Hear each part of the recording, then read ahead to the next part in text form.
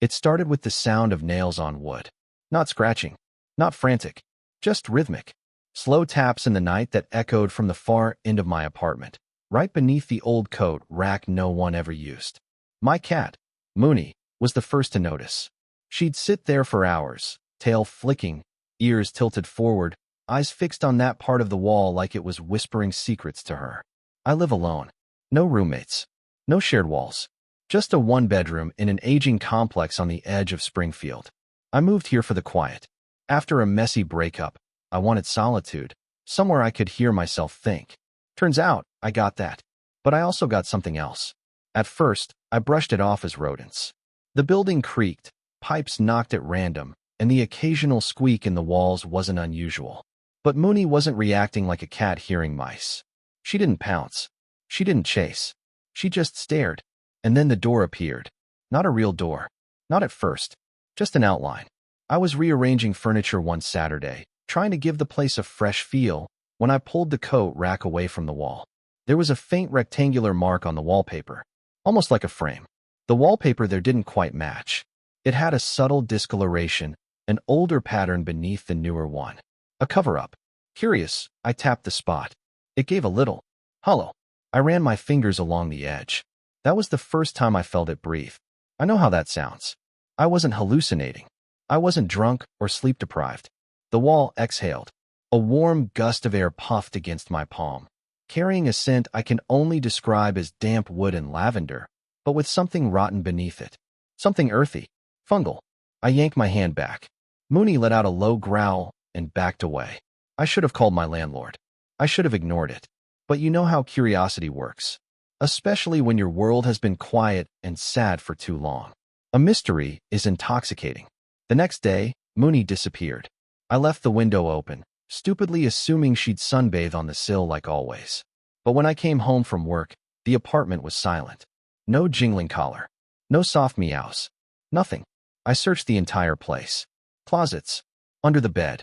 Inside kitchen cabinets. I even checked the hallway. Nothing. My heart was pounding. Mooney never ran. She hated the outdoors. And then I heard it again. Tap. Tap. Tap. Right behind that same section of wall. I pressed my ear to it. There it was, breathing. Slow, steady. Almost like someone sleeping right behind it. And then a meow. Muffled. Distant. But clearly Mooney. I swear to God. I almost burst into tears. I didn't care about logic anymore. I grabbed my hammer from the toolbox and started chipping away at the wallpaper. Beneath the peeling layers was wood. Old, rotted, warped. But at its center was a handle. Rusted, thin, almost bone-like in color. It looked like it hadn't been touched in decades. The breathing stopped the moment I touched it. For a moment, everything in the apartment went still. The fridge stopped humming. My clock on the wall paused. No cars outside. Silence like a vacuum. And then, the handle turned on its own. I stepped back, frozen. The wood creaked inward, revealing a sliver of darkness that was deeper than anything I'd ever seen. Not just dark void. And Mooney walked out. Calm. Tail high. Eyes glowing unnaturally green. She looked right at me, then patted toward her food bowl like nothing had happened. But here's the thing. Her collar was gone. And when I touched her fur, it felt colder. Slick. Like she'd walked through something wet. She didn't purr. She didn't blink. And her paws were clean. Too clean. No dust. No splinters. No trace of where she'd been. When I turned back to look inside the hidden space, the door was gone. The wall was whole again. But that wasn't the worst part. That night, while I lay in bed, I heard footsteps in my kitchen. And Mooney was still sleeping next to me. I didn't sleep that night. I lay there, wide-eyed, trying to convince myself I had imagined it. The footsteps, the door, even Mooney's sudden reappearance. But the air in my apartment felt wrong. Not cold, not warm, just occupied, like someone was holding their breath in every room, waiting for me to move. At 3:17 a.m., I got up. I walked the entire apartment, slowly, barefoot, the floorboards creaking under each step. I opened every door. I even checked under the sink. Nothing. Nothing except the quiet hum of the fridge, the distant groan of pipes. Mooney followed me. Or something that looked like Mooney. She was always vocal. She'd chirp when I talked to her. She had a little meow that sounded like a question mark. But now she was silent. Watchful. Her eyes didn't blink, not once. Just that steady, unblinking gaze as she sat by the living room, staring at the wall where the hidden door had been. It wasn't until the next morning that I noticed something else. The mark on her back. At first, I thought it was dirt or a bit of sap. But when I got closer, I realized it wasn't on her fur, it was under it. A faint line, like a scar running from the base of her skull down to her shoulder blades. It pulsed, subtly, like something was moving beneath the skin. I reached out to touch it. She hissed. Not a warning hiss. A human hiss. Low and sharp, like a breath through clenched teeth. She didn't swipe at me. Just backed away, tail low, then slinked into the bathroom and didn't come out for hours. I didn't follow. That same day, I went to the hardware store. I bought a sledgehammer. I came back and swung it right into that section of the wall. Wood shattered. Drywall cracked. Dust exploded around me. I tore into it like a man possessed. But there was nothing behind it. No hidden room. No passage. Just insulation and brick. Like the door had never existed. But I knew what I saw. I knew what came through it. And then the dream started. At first, they were fragmented. I'd see flashes of things I didn't understand. Pale corridors lined with whispering teeth. A staircase that descended into a hole filled with mirrors. A voice that called my name, but always from behind me. Always behind. One night, I dreamed I was standing in my kitchen, and the lights began to flicker. I turned around, and Mooney was there. But her eyes weren't green anymore. They were white. No pupils. No irises. Just glowing, milky orbs. She spoke. Not with words. She projected thoughts. You opened it. I woke up screaming. The next morning, Mooney was gone again. But not just her. Every reflective surface in my apartment had changed. Mirrors showed angles that didn't exist. My bathroom mirror reflected a hallway where my bedroom should have been. The toaster's surface glinted with flickers of movement, not mine. My laptop screen wouldn't turn on, but it showed static. Not gray TV snow. Something alive. Breathing. I shut it all off. Covered the mirrors. Took down every picture frame. I tried to leave the apartment. I really did. I packed a bag. Walked out the door. Got in my car. Started the engine. But the GPS screen blinked, even though I hadn't touched it. It displayed one word. Stay. The car stalled. I opened the door to get out. Only I wasn't in the parking lot anymore. I was in my kitchen. Just standing there. No keys. No bag. No shoes. Like I'd never left. Mooney sat on the counter, licking her paw. She paused when I looked at her. And smiled. Not with her mouth. With her eyes. I stopped sleeping altogether. For days, I wandered my own apartment like a stranger. Every object felt foreign. My toothbrush was softer than I remembered. The cereal in my cupboard was a brand I'd never bought. My mail included a postcard from someone named Elsa, in handwriting I didn't recognize, saying, "Missed you in the maze. Next time, bring a bell." I hadn't left the house in a week. I couldn't. Every time I tried to step outside, I'd blink and be right back in the apartment. At first, it was subtle, a sense of déjà vu. Then it became more violent. One moment, I'd be walking down the hallway, reaching for the exit, and the next, I'd be on the floor in the bathroom, shivering and soaked with sweat, with no memory of how I got there. And Mooney, or whatever she was now, never left my side. She grew bolder. At night, she'd sit on my chest while I slept, when I managed to drift off at all. I'd wake up paralyzed, her face inches from mine, her breath smelling like damp earth and bone. Her fur sometimes twitched unnaturally, as though hands beneath the skin were trying to push through.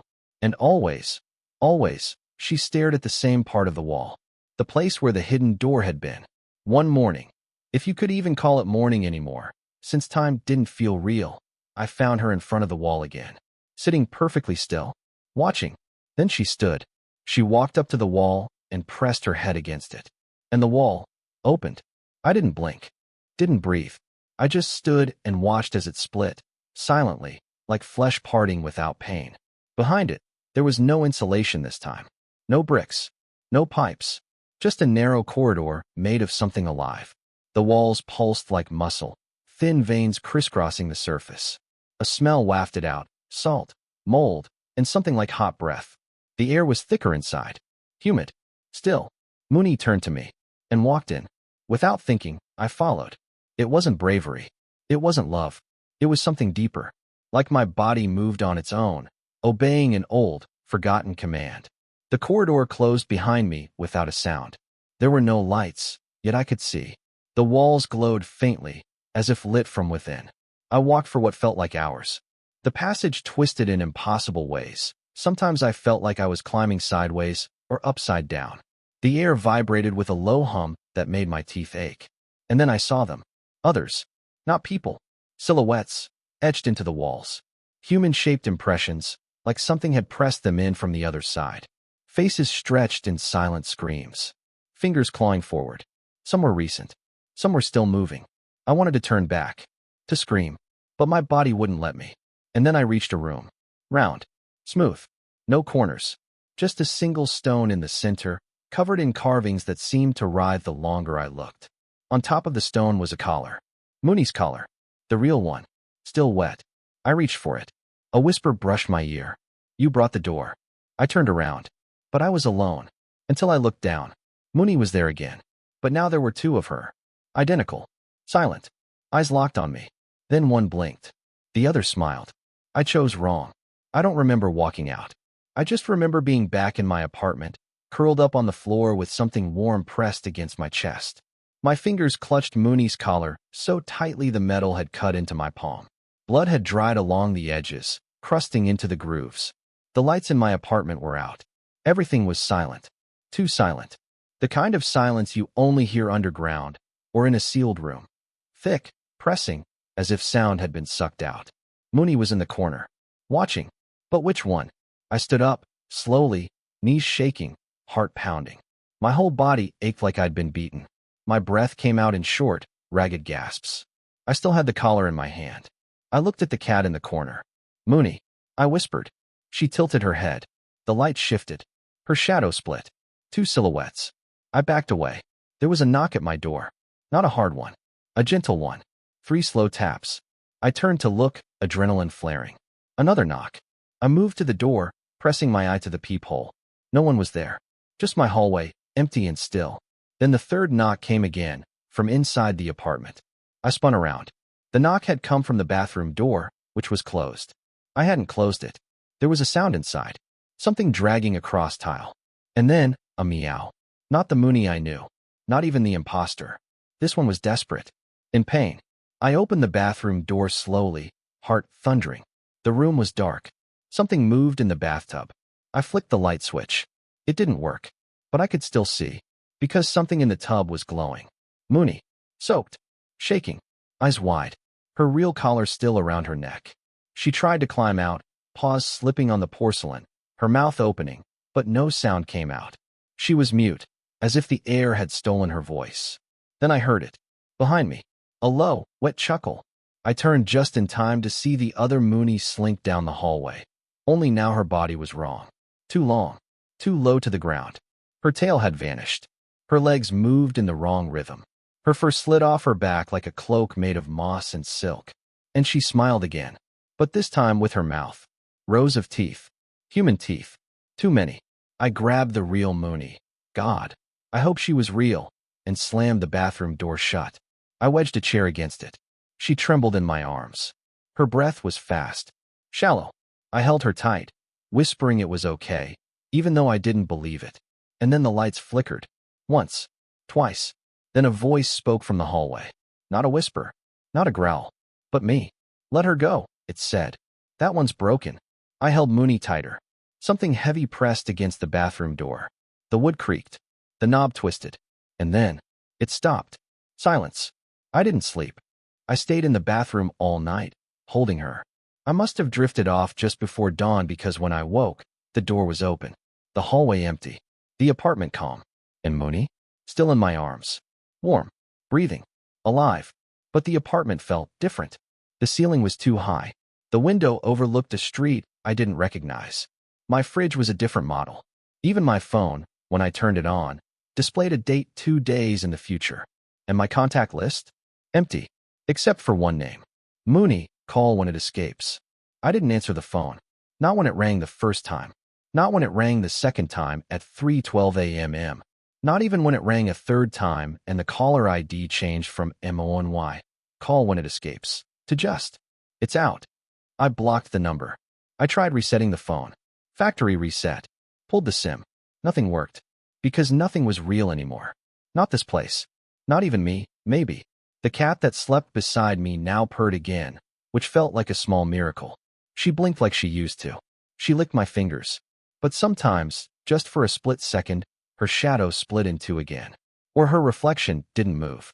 I told myself it was trauma. Exhaustion. A breakdown after too many days inside. I told myself a lot of things. But I couldn't explain the street outside. It wasn't mine. The people I saw through the windows didn't blink. They didn't walk. They glided, like film played in slow motion. A mailman stood outside for hours, holding an empty bag and staring at my door. And the sun never moved. It rose. It stopped. Froze like a photograph. For 3 days. That's when I realized I hadn't come back from the corridor. Not really. I'd followed Mooney in. But I wasn't the one who came out. Or maybe I did. But this world was just another layer. One of many. Like the corridor beneath the wall wasn't a tunnel, but a passage between versions of reality. Versions that were close, almost identical, but wrong. Wrong in ways you don't see until it's too late. I started seeing things in the mirrors again. Shapes standing behind me. Not always in the same place. Sometimes I caught glimpses of the original me, the real me, banging on the glass. Begging. Bleeding. Screaming a silent scream. Then the mirror would go dark. On the 5th day, I tried to find the door again. I tore apart the wall. Every wall. Nothing. Mooney just watched me. She didn't stop me. Didn't try to help. She only meowed once, after I had collapsed from exhaustion. One soft sound. I looked up. She was sitting in front of the hallway again. But this time, the door was already open. It wasn't the same one. This one led down. A staircase of knotted wood, lit by a pulsing glow from below. The walls dripped moisture. The air was filled with a distant, mechanical hum. And I heard voices. Hundreds of them. All whispering in unison. You brought the door. Now bring the rest. Mooney walked down without hesitation. I followed. Again. Because I had to know. Maybe I could undo it. Maybe I could go back. Maybe there was still a version of my life waiting for me. We descended for what felt like hours. The stairs twisted and narrowed until I had to crawl. The air grew heavy. Sweet. Rotting. I began to see faces in the wood, some familiar, some my own. Then we reached the end. A room made of mirrors. Hundreds of them, floor to ceiling. Each showing a different version of me. In some, I was happy. Married. A dog instead of a cat. In others, I was older. Dead. Laughing. Crying. Hiding. And one of them was watching me. Waving. From the inside of the mirror. I moved closer. It mimicked me. Until I looked down. Mooney was gone. I turned in a panic and saw her stepping into one of the mirrors. And on the other side, the version of me inside it was holding out his hand. She leapt into his arms. He smiled. And the mirror shattered. Glass flew in all directions. Blood poured from 100 invisible cuts on my face and arms. I screamed. I fell. When I opened my eyes, I was in my apartment. But empty. Cold. Quiet. No Mooney. No door. No phone. Just a note on the floor. Scrawled in my own handwriting, though I had no memory of writing it. Don't follow her again. That one's yours now. And then, from behind the wall, from deep, deep inside, a meow. Faint. Hungry. Waiting.